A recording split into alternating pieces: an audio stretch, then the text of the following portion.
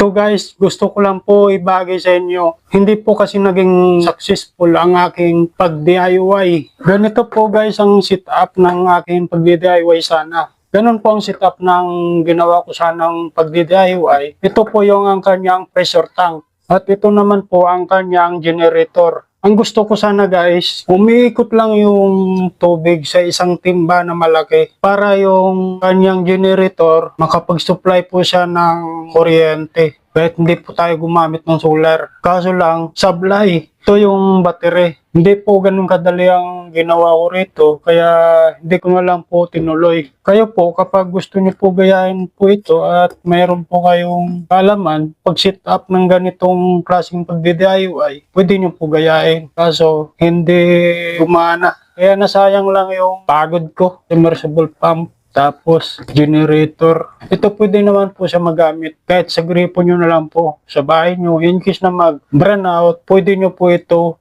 connect sa gripo. Mag-charge po kayo dito. Ang cellphone o kaya ibang gadget. In case na magka-burn out sa tuwing may bagyo. Mahirap guys, hindi naging successful ang aking ginawa. Yun nga, kulang po ako sa kaalaman. Maganda sana kung mayroon pong nag-guide sa akin, tumutulong sa akin. Kaya mas maganda talaga kung mayroon kang kasama na may alam sa ganitong pag-set up ng pag-DIY. Ngayon lang kasi ako gumawa ng ganitong pag-DIY. Akala ko nga, dali lang. Yun yung sabi nila, madaling isipin, mahirap gawin. Doon na lang po tayo sa kaya po natin gawin. Huwag na po natin ipilit kung hindi po natin kaya. Magagastusan lang po kayo. Magkano nagastos ko rito? Okay lang, at least nalaman ko na para sa susunod, alam ko na. At aware na rin po kayo. Dahil ang pag-DIY ay pinagplanuhan po yan, pinag-iisipan.